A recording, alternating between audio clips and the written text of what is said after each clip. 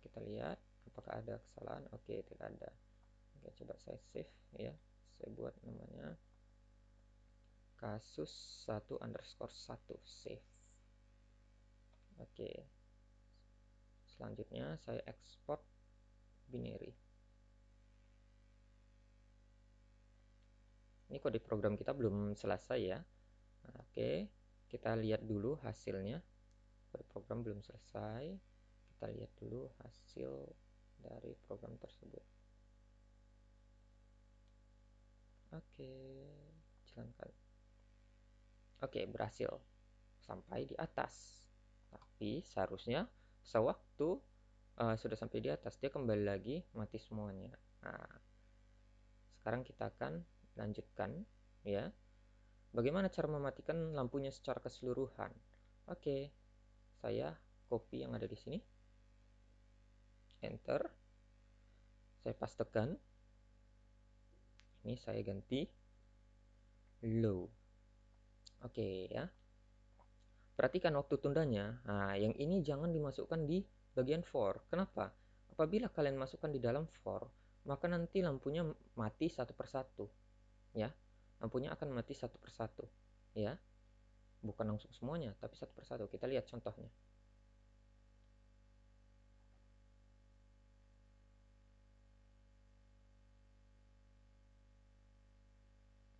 Oke, kita coba jalankan.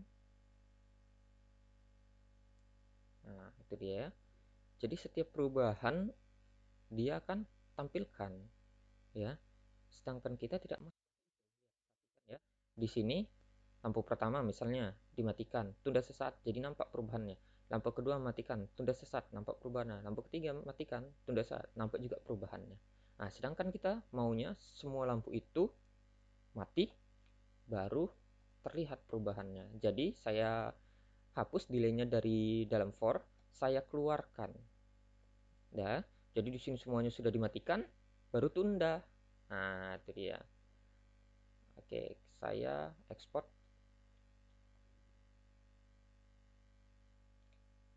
Ini dia. Jalankan. Oke, hasilnya sama persis ya. Jadi, permasalahan hanya meletakkan waktu tunda di mana kalian letakkan, di situ akan memberikan hasil yang berbeda ya. Jadi, perhatikan benar-benar logikanya bagaimana untuk membuat program dengan hasil yang sama persis. Perhatikan, di sini memori yang kita gunakan itu 1140 byte. Oke, kita bandingkan dengan yang sebelumnya ya. Kita gunakan 1150 byte, lebih banyak, sekitar 10 byte ya. Oke. Jadi cara yang di sini ya, kelebihannya apa? Kelebihannya dia bisa menghemat memori kita walaupun 10 byte. Nah, ini sangat penting ya. Karena penyimpanan dari si Arduino Uno itu hanya 32 kilobyte ya.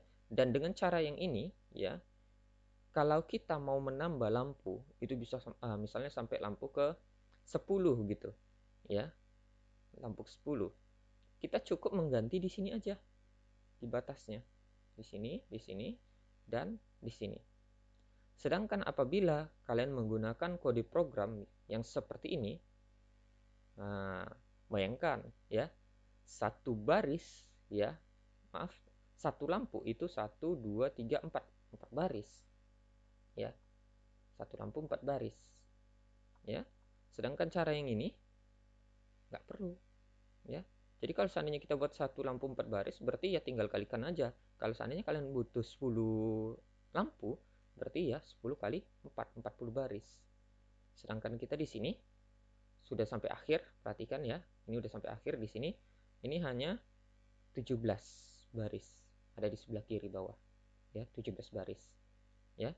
Sedangkan yang cara sebelumnya, ini dia.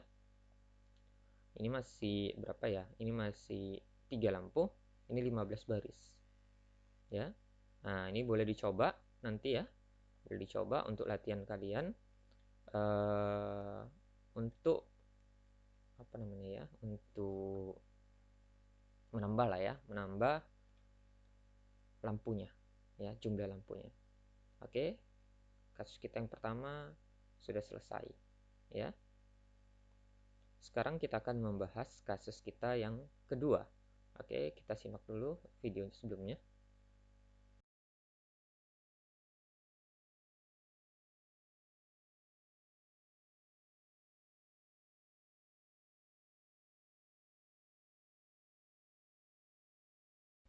Oke, sekarang kita akan memulai dari yang cara membuat kode program yang pertama untuk menyelesaikan kasus yang tadi. Ya, kasus yang tadi itu kita lihat dia lampu pertama, kedua, ketiga hidup, kemudian nanti dari ketiga, kemudian kedua ke satu hidup. Nah, itu caranya bagaimana? Nah, caranya gampang, ya. Oke, caranya setelah sampai di lampu sampai ke lampu ketiga, ini kan selanjutnya dia mati semua. Oke, ini dia langsung mati semua. Nah, jangan seperti itu, ya. Oke, tapi di sini kita lihat dari lampu keberapa yang mati. Lampu ketiga, berarti sisanya ini kita hide kan. Oke, ini kita hide kan. Ini saya copy.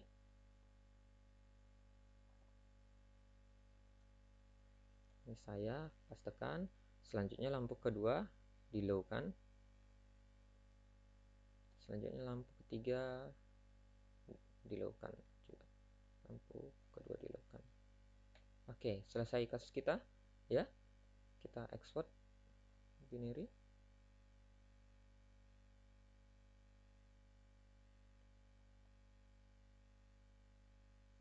Oke, kita coba jalankan ya.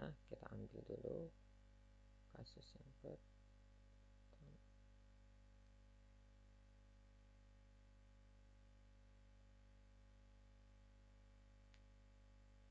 Oke, selesai permasalahan kita. Oke, nah sekarang kita mau lihat ya, bagaimana sih kalau seandainya kita menggunakan cara yang seperti ini untuk menyelesaikan kasus kita. Ya, untuk menyelesaikan kasus kita, bagaimana caranya? Ya, sekarang sampai sini kita sudah benar.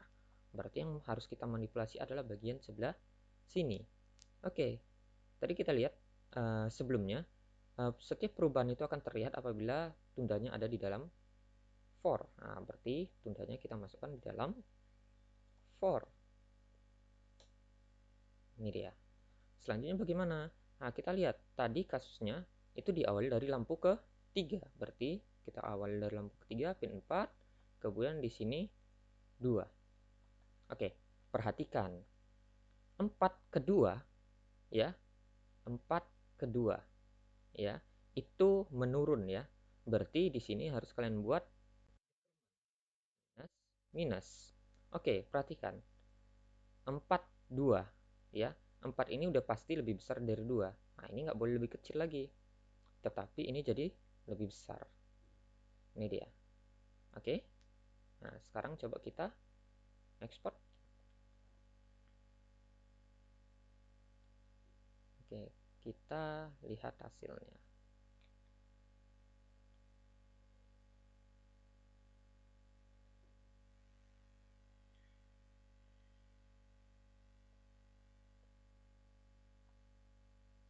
Oke, selesai. Ya. Dengan dua cara membuat kode program, ya. Yang satu cara biasa, yang satu cara menggunakan logika pemrograman.